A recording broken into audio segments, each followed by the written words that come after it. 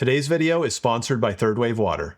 So, is the Marzocco Linea Mini the ultimate espresso endgame, or is it just $6,000 worth of drama? I've owned this one for about a year now, and honestly, I have a lot of thoughts about this. Now, this isn't a spec for spec review. I've already made that video, and on the whole, very happy with it. I am going to go over some updates in a bit. Highly recommend you check it out, though. I'll leave the link down there. This video is what it's actually like to live with one for a year. The things that I love about it, some things that continue to drive me crazy, and I feel actually like I'm going to end up ranting on all sides here. This Mini came via my partners at Espresso Parts. They deal these machines as well as many others like Espresso, Slayer, the list goes on. As usual though, nobody has any say into my reviews, and nobody gets to see them before you do either. Now, after a year of owning this, how do I feel about it? And the answer to that is it has done exactly what I expected very well. It also has some boundaries and guardrails in terms of what it does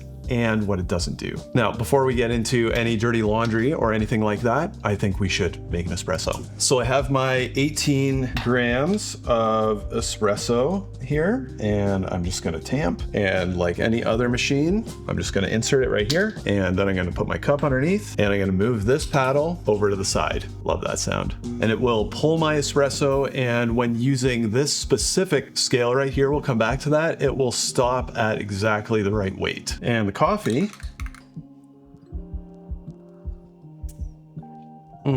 is fantastic, as it should be. This is a washed red bourbon from Finca Catalan in Guatemala through Pilot Coffee. Very delicious. And to be honest, if it wasn't really good, that would be a big problem, right? This machine is expensive. Before we get into any of my hot takes, ranting, any of that kind of thing, let's start with my likes and my dislikes, as well as some updates following my review from last year. My first and biggest like by far actually of the Mini is its design. And when I say design, I'm not actually talking about how it looks, although it does look fantastic. I don't think anybody would disagree with that. I'm talking about design in a more holistic sense. How does the way the Mini is put together from a philosophical standpoint mesh with the way you interact with it when you're using it? And to me, the Mini comes out ahead of basically every other machine that I can think of in this regard. If you have any kind of loose understanding of what an espresso machine is supposed to do, you can sort of intuitively understand how the Mini is supposed to work. And in my opinion, it's a big part of the reason why the Mini became and stayed as popular as it is. You see, you kind of have a sense that the coffee is going to come out of the middle, right? It just makes sense when you're looking at it. And the thing right above the middle is this paddle right here. So you pretty clearly get the idea that when you move the paddle, the coffee is going to come out, which is exactly what happens. Then you see the steam wand right here. Most people have a sense of it's a steam wand designed for steaming milk, and you can kind of figure out that this knob right up here is going to make the steam wand work. This knob over here is a little bit less intuitive, but as soon as you turn it and hot water comes out, you're like, okay, hot water, that's great. And that's basically all the controls that you have on the front of the machine. Like, I'll have friends come over and they've never seen a Mini before. They don't even have an espresso machine at home in many cases. And they walk up to it and it's almost like they start explaining it to me how it works. They're like, oh, does this paddle like do the espresso? And like, is this for the steam wand? It just is so wonderfully intuitive. And it sounds like a simple thing, like, okay, it's a simple espresso machine to use, not a lot of controls, whatever. But when you compare it to other espresso machines with all of these buttons and control panels and labels that you're not totally sure what they mean, lever switches that do certain things in some cases, it's immediately obvious how much simpler the Mini is from a design standpoint. Then you take that intuitive user experience and you combine it with the second thing that I love about the Mini, and that is predictable, bulletproof, high performance. In terms of producing good, repeatable, temperature stable espresso shots, it's almost so seamless at what it does that it kind of even can become a little boring until I guess you steam milk, and then it's done in like 13 seconds. And anyone who's not used to using a machine like this is like, oh, whoa, that was pretty quick there. And then moving beyond that, my third big like of this machine, particularly when it comes to a pop-up or a light commercial use case, is its serviceability. If you live near any kind of larger city center, it's very likely that you can find an espresso espresso tech who will drive to wherever you are and service your Mini. No shipping it across the continent for weeks to try and get an issue fixed. Somebody likely has the experience to get this fixed quickly and easily. In fact, for people who are asking me about commercial machines, I really encourage them to consider serviceability above other factors. So when it comes to that, it's a huge plus that any La Marzocco machine actually has going for it. Now, before we get to my kind of laundry list, a couple other things that I like about it. La Marzocco redesigned the pre-brewing function on this one compared to the previous generation of Mini. It honestly is way better from a functionality standpoint than the old style, which I almost wouldn't even recommend using. Line level pre-infusion when the machine is plumbed is still better, but the pre-brewing, really good improvement. Also, if you can swallow the price tag of the scale, which we will come back to, the brewing by weight is really nice. Nicer even than volumetrics in some cases. Now, before we get to my dislikes about the machine, there are actually a couple other things that I would encourage you to do if you're considering an espresso machine upgrade before you do that. And the first is actually just buying better coffee. If you're going to the grocery store, you're buying whatever bold espresso blend you can find on the counter, and you're not happy with your results at home, make sure you're buying from a really high quality specialty roaster. And the next thing that you can do is actually upgrade your water. Now, I always tell people, if you don't like the taste of your tap water, it's not likely you're gonna love the taste of your coffee. I use Third Wave Water, and they're sponsoring this video. I've used this product for years, highly recommend it. You add it to distilled water, and it will remineralize it and give it the perfect formulation for fantastic tasting coffee. Not only that, but when you're using it in an espresso machine like this, it will bring your water to the right concentration so that no scale buildup is going to happen over time and your water isn't going to damage your machine, which is a risk with tap water. If you want to go super conservative, you can even use it in your machine at 50% concentration, but using it at the recommended concentration by Third Wave Water will bring your water in line with La Marzocco's guidelines for these machines, which is actually very important if you end up with one. The link for this stuff is below. If you want to use Daddy Got Coffee, it'll give you 10% off a one-time order. So if you want to stock up, go for it. Highly recommend. Now, on to my dislikes. And the rant is coming. First and foremost on my dislike list is to do with the La Marzocco app. Now, this machine can do a lot more than you can access on the controls. It just is all accessible by app. Some people don't love that. I don't mind it at all. Just one issue that drives me bonkers. Some functionality within the app is only available when you have Wi-Fi connection between your phone and the machine. Now, if you are in a pop-up scenario where you don't actually have Wi-Fi and you need to adjust one of those settings, that can be a big issue. And settings that are behind that Wi-Fi wall are settings like pre-infusion time, brew by weight amount, automated flush, steam power, and so on. There's actually a lot of functionality that you can't get at unless you have that Wi-Fi connection enabled. I would love to see one day full functionality in the app without needing to have that Wi-Fi connection. I actually quite like not needing to have, touchscreens or whatever on the machine and have all that stuff available in the app only. Just don't make it so that I have to have the Wi-Fi connection to do it. I want to be able to do that if I'm in a pop-up or wherever. Also, just a technical note for home network people, if you're running a bonded 2.4 gigahertz and 5 gigahertz network, it's very likely you're going to be having issues with your Mini staying stable on your home network. So if you're having stability issues, just rewind that section and call a network person and hopefully they can help you out. Some of my other dislikes are a little nitpicky, but that's why we do this, right? And you should know. So here they are. On the stock portafilters, both the wooden ones and the soft touch one, they have this plastic spouted insert. Now, I see what they're doing with this. It's convertible, it's clever, temperature stability wise. I see that there are advantages to having plastic over metal. I still don't love it. Also, without this thing on, the way that this is designed with this funky little cutout here, the portafilter doesn't fit into a lot of grinders with forks terribly well. Also, even though this is a big machine, cup clearance can be a little tight. This is not like a huge area in here. So especially if you're using the scale and a spouted portafilter, it's starting to get a little cramped in there. Also, not really a dislike, but just something to be aware of. It does have limits. So if you're using it it in an extremely high volume situation. You know, I've done this in pop-ups with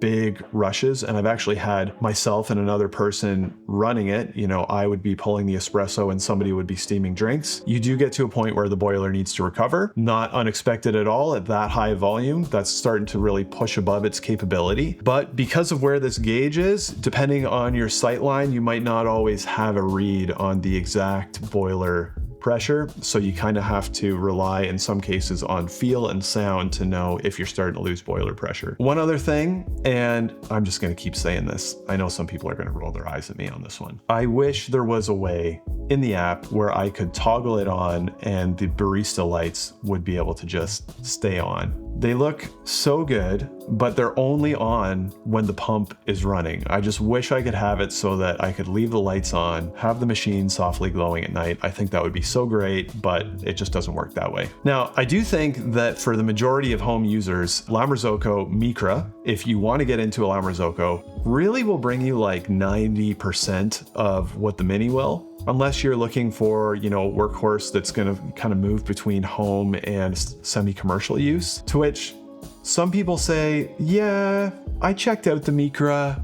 I still kind of want a Mini. And, you know, honestly, some people are like, think those people are crazy. I actually think that's a valid reason for some people. We'll come back to that though. A couple quick updates before we do. The biggest one is since I released my last review, La Marzocco finally updated their app. It's less designy, but way more functional, way more stable, snappier. You have everything going right there, and it's very easy to see and easy to change settings, provided your Wi-Fi is sorted out, of course. Fantastic improvement overall. Also, early on, I had some paint chipping issues. I would take it out to a pop-up, I would cover it with towels, and somehow at the end of the pop-up, it had a paint chip. And I'm like, how am I chipping this thing? And I ended up getting some replacement panels from La Marzocco, and since I've had those, haven't had any more paint chipping issues. So I don't know if that was limited to the early paint jobs on these things. I did have one of the first units. I would love to hear if you are an owner, if you've had any paint issues. I will say that the area right underneath the bottom of the backsplash seems to be a high wear area with the way the drip tray comes in and out, but so far nothing that is kind of visible from the front. So let me know how that's going for you, I guess. Also, since I did my last review, I started including country of origin, manufacturing standards, all that kind of stuff in every review. And for the La Marzoccos, they're made in Florence, Italy. So they're going to comply with all manufacturing standards that are part and parcel with being part of the EU. So the big question is, after a year of ownership, do I still love the Mini? And the answer is yes. Is it the only espresso machine that I use? No, it's not. And that brings me to something that I really want to talk about. All the dynamics and perceptions that come along with owning a La Marzocco and the conversations about La Marzocco online. You see, there are a lot of really hotly held opinions about La Marzoccos online. You'll see people saying things like, I don't know how you can justify a machine like that. I have a machine that does flow control and costs way less, and La Marzocco doesn't even do that. And then on the other side, you have people who are saying, oh, well, my friend, until you experience a La Marzocco, let me just tell you, you have not experienced espresso enlightenment. And you kind of have all these people just sort of shouting at each other online with these really intense opinions about different approaches for doing espresso and purchasing espresso machines. And before we get to any of them, I just want to say that I would never, ever recommend overextending yourself financially for the sake of an espresso machine or any other hobby for that matter. You know, these machines are very expensive. And if you feel like I have to have one of those, I can't really afford it, but if I can't get one, I'm not going to experience the ultimate espresso. I'll just tell you, you can have fantastic coffee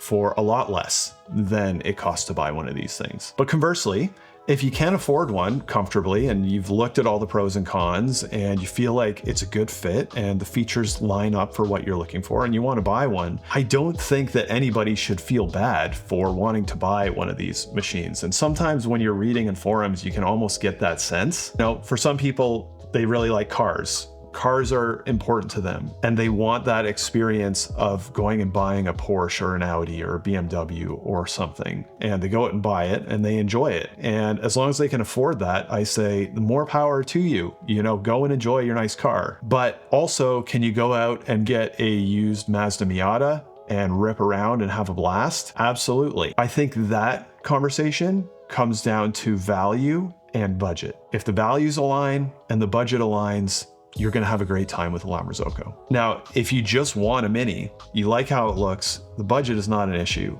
and that's just the espresso machine you want. Is it going to perform? The answer is absolutely yes. Do you have to have one for great espresso? The answer is absolutely not. And to all the people who will kind of say, oh, you just can't appreciate what a La Marzocco brings, let me tell you, I love my Mini. Really, I use it all the time. It's a fantastic espresso machine. I also absolutely love my Cafelat Robot back there. It costs $500, and very often it can do things that are actually outside the capabilities of the Mini. Now, the experience of using the robot, it's definitely not for everybody, and that's totally okay. Now, to the crowd on the other side of that fence who would say, I can't believe why anybody would spend that amount of money on a machine that doesn't have pressure profiling, temperature ramping, so on and so on and so on. They're lowering the build quality while they're raising the price. The first thing I'll say is, okay, I hear you. Those features are important to you. You should not buy a Mini, but having all those features is not important to everybody. There is a beauty and simplicity to simple, predictable, flat profile shots that is fantastic. And if that's your thing, then this is in many ways the industry standard. I keep my Mini at 6 bar. I run a flat 6 bar shot with pre-infusion. It's fantastic. Tastes really good. Now, to all the people who would say, you know, the quality isn't there in the way it used to be, the steel panels are thinner, I don't like the direction La Marzocco is going, you know, plastic in the portafilter. I hear you. I'll also say that everything is getting more expensive these days. If you don't like the changes La Marzocco has made to the Mini R, go in a different direction, that's fine. And it's not all streamlining, you know, they are making changes to get the machine performing at a higher level. That new pre-infusion is a fantastic addition. Some of the stuff with the app, it is an evolution, not just a cost-cutting thing. Now, I will say that all those opinions, as much as I like to push back on them in some ways, they're kind of right too, you know? The Mini is really expensive. That works for some and not for others. It has a limited feature set. It's got a lane.